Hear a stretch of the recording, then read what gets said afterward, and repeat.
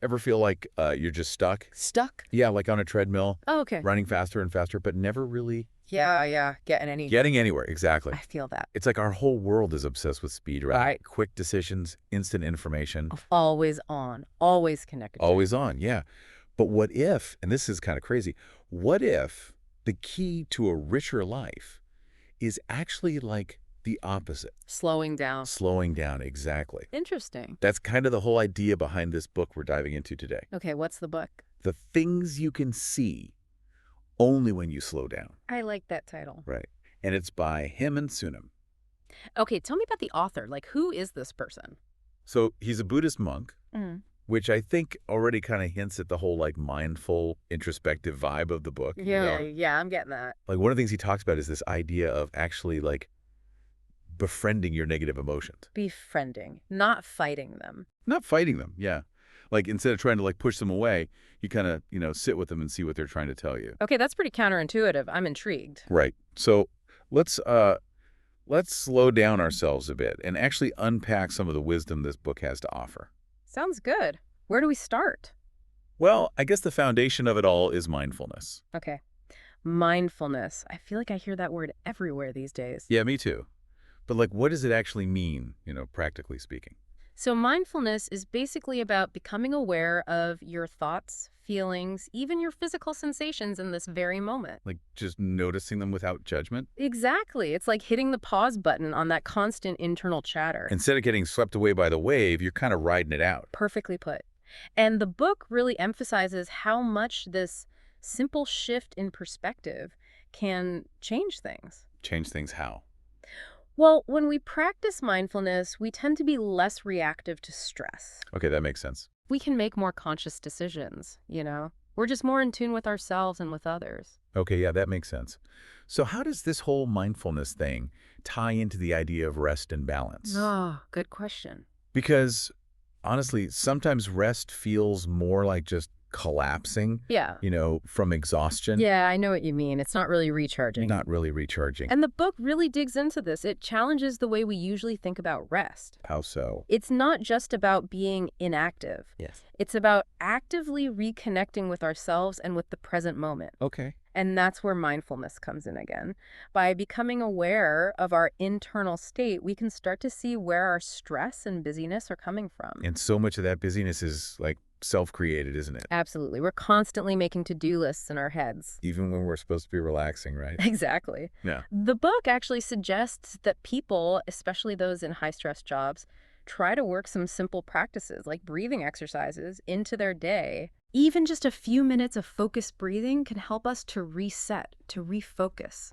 It creates a sense of balance, allowing us to be more fully present in both our work and our personal lives. Okay, so we're mindful, we're resting, but what about like those negative emotions that inevitably come up? I mean, we can't just ignore those, right? Right, and this is where things get really interesting. Okay. The book talks about this idea of befriending your negative emotions. Befriending. Yeah, befriending. It might sound a little counterintuitive, but the idea is to approach these difficult emotions with a sense of curiosity and acceptance. Instead of trying to fight them or suppress them. Exactly. Okay, so I can understand like being friends with sadness or worry, but what about like anger? Yeah. Especially when it has the potential to lead to, harming ourselves or harming others. Yeah. Does the book talk about that? It does. And it's very clear that befriending emotions doesn't mean that we condone harmful actions. Okay. It's about acknowledging the feeling, understanding where it's coming from, and then choosing how we respond to it.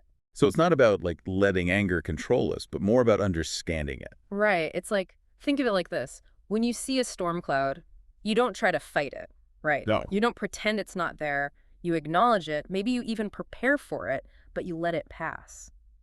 That's a helpful analogy. It's like seeing those emotions as temporary states, not something that defines me. Exactly. So if we're learning to befriend our own emotions, how does that translate to our relationships with other people? Well, the book makes a strong connection between our happiness and the quality of our relationships. Okay. And it emphasizes that one of the most powerful ways to nurture those relationships is through presence. Presence. Yeah, being truly present with the people we care about, truly listening. It's like going beyond just hearing the words, right? It's about really seeing and hearing someone. Yes, and making them feel seen and heard. Not just waiting for our turn to talk, but actually being present with what they're saying. Absolutely. The book suggests that we practice this active listening with everyone. Yeah, our family, friends, colleagues, even strangers. Okay. Put away your phone, make eye contact. Focus on the other person. Exactly, focus on their words, their body language, Yeah. everything. It's amazing what a difference this can make in strengthening those connections. Yeah, that makes sense.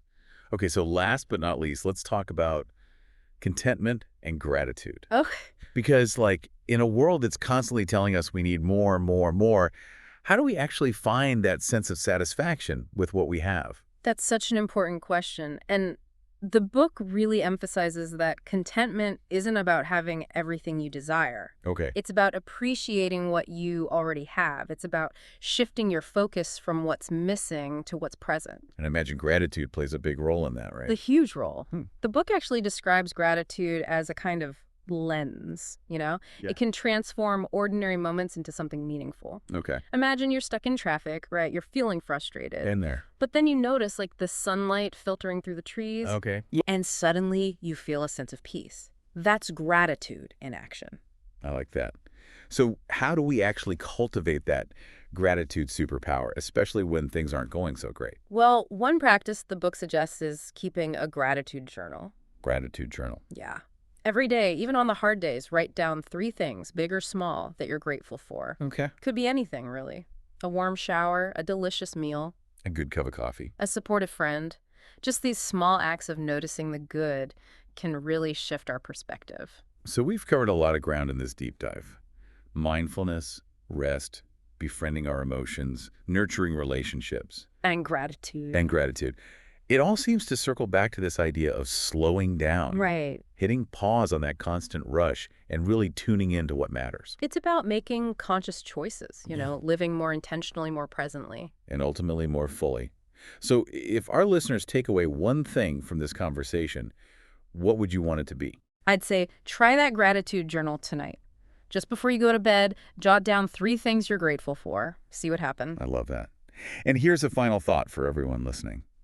If slowing down allows us to see things we otherwise might miss, what might you discover about yourself and the world when you choose to step off that treadmill?